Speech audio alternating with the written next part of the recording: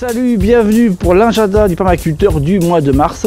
Là, comme tu peux remarquer, il y a un petit brin de soleil. Le printemps commence, tu sais, à arriver. Alors on se dit, ouais, mars, c'est bon.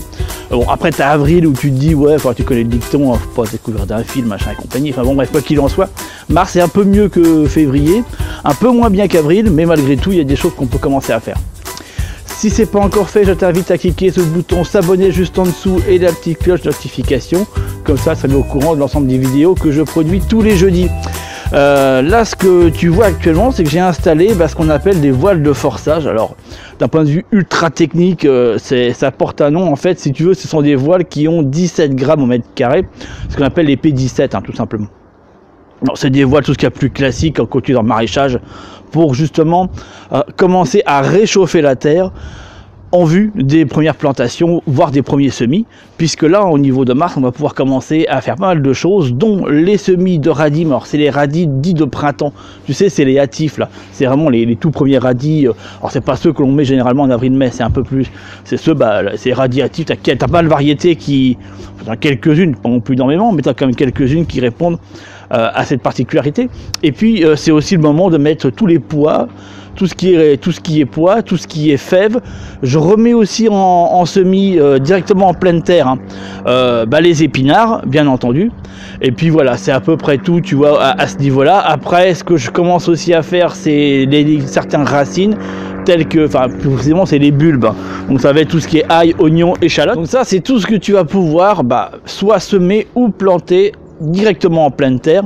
Mais moi, tu vois, comme je suis sur la partie nord de la France, j'utilise des voiles de forçage parce que sinon ça ne prendrait pas, c'est pas possible. Donc les voiles de forçage ont cet avantage-là, c'est que ça va te permettre de réchauffer ta terre, surtout si tu utilises un couvert végétal, ce qui est mon cas. La terre en dessous, le couvert végétal n'est absolument pas gelé. Je suis autour de 3 à 4 degrés. Là, actuellement, il fait 4 degrés, tu vois. Donc, en dessous la paille, j'ai pris tout à l'heure la température. C'est dans cet ordre-là. En toute logique, il faut qu'elle soit plutôt autour de 8-10 degrés si tu veux commencer à faire quelque chose. Donc là, c'est pas trop le cas. L'intérêt du voile de forçage, vu qu'il y a un petit peu de soleil qui commence à arriver, le voile de forçage va avoir pour effet d'accélérer un peu la chauffe. Alors attention, on n'est pas sur un chauffage. Tu vas pas avoir 20 degrés d'un coup parce que tu as mis un voile de forçage. Ça augmente de quelques degrés. Mais ça suffit à ce que les premières graines que tu mets en terre puissent sortir et les premiers plants de légumes que tu planterais en terre puissent redémarrer tranquillement. Donc ça, en tout cas, voilà, c'est quelque chose que je fais. Ces voiles de forçage, je les laisse même en avril, tu vois. Je les enlève pour ma part. Après, quand on est un peu plus au sud, on peut les retirer beaucoup plus tôt. Mais pour ma part, je les retire un petit peu avant fin avril, début mai. Il y a autre chose aussi que je lance en semis, mais là, pour le coup, c'est sous la serre, voire chez moi pour certaines choses. Et ça, il s'agit tout simplement de tout ce qui va être les choux et les premières laitues. En toute logique, si tu veux voir tes premières laitues au mois d'avril, il est même préconisé de les commencer quasiment en février, tu vois. En février, je dirais plutôt janvier, toi, mi-janvier, voilà. Mi-janvier, début février. Bon, là, si tu les commences au mois de mars maintenant, ne compte pas les avoir pour avril, tu les auras autour du mois de mai, voire début juin. Donc là, ça t'oblige à anticiper un peu. Ces semis de laitue, c'est impossible de les lancer en pleine terre. Si tu sèmes des graines de laitue maintenant, tu n'auras pas grand-chose. Là, les graines de laitue, soit tu les fais sous serre si elle est suffisamment chaude, ou alors, comme ça se fait régulièrement, on les fait chez soi.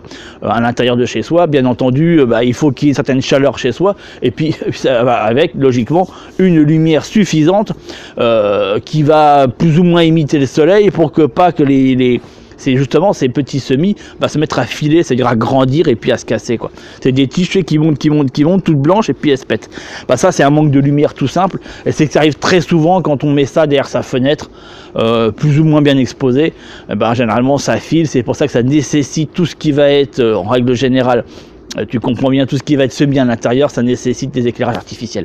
Après, sous serre, tu peux le faire à partir du moment où tu utilises soit un compost que tu as bien lancé, que tu as mis à chauffer, ou du fumier de cheval que tu lances dans un principe de couche chaude. Tu auras de la chaleur. La lumière redevient un peu plus en mars, ce qui fait que moi, je commence déjà par ce principe, de chaleur créé par un compost en fermentation.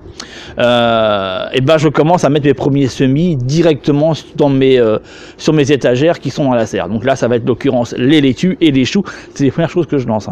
Après, par la suite, en avril, je vais rentrer d'autres choses, mais là, pour l'instant, c'est tout ce que je lance à ce niveau-là. voilà un petit peu, tu vois, il n'y a pas grand chose, ça va tranquillement. Faut remettre absolument une couche de couvert végétal, l'hiver étant passé dessus. Bah, c'est un peu diminué, je pense que tu le vois un petit peu sur certaines. En même temps, c'est en dessous les voiles, il ne doit pas avoir grand chose, mais bon.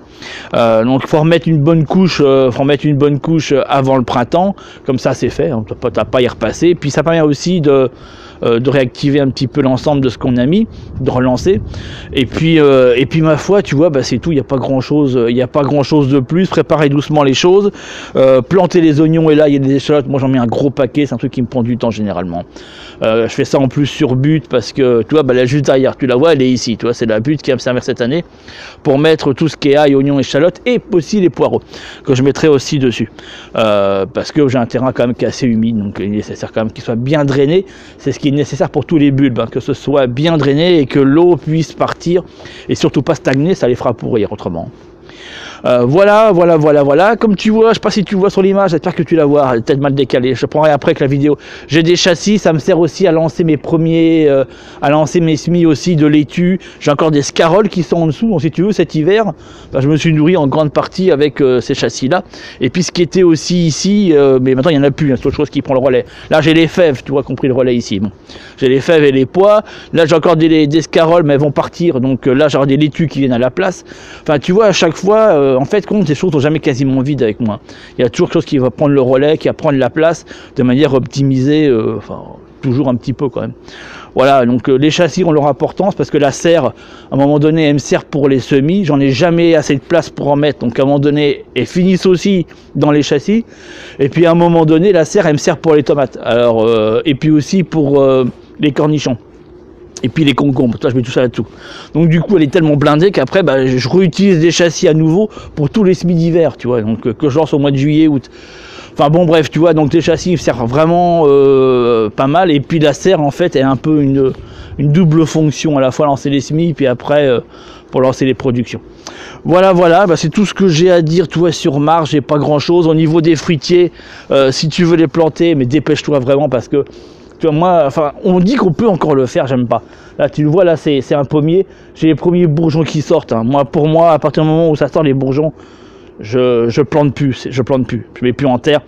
C'est passé. Mais bon, je sais que traditionnellement, on peut encore le faire. Moi, je le fais pas. Mais bon, voilà. Mais donc, si c'est pas encore fait, vraiment, dépêche-toi. C'est au dernier moment. Les tailles des fruits à pépins, c'est fini, hein, trop tard. Et tu peux encore tailler si ils sont pas encore trop bourgeonnés. Trop redémarrer les petits fruits, tout ce qui est cassis, groseille, framboise, tu peux encore le faire tant que les bourgeons ne sont pas vraiment totalement réapparus. En tout cas que les premières feuilles, tu vois, commencent à réapparaître. Après, ça me semble un peu dangereux. Si tu as aimé cette vidéo, lâche un gros pouce bleu et puis comme d'habitude, tu as ton cadeau de bienvenue si c'est la première fois que tu vois ces vidéos qui se trouve dans la description ou dans le i comme info. Et puis je te dis à très bientôt pour une prochaine vidéo. Ciao ciao et comme d'habitude, ta liberté t'appartient.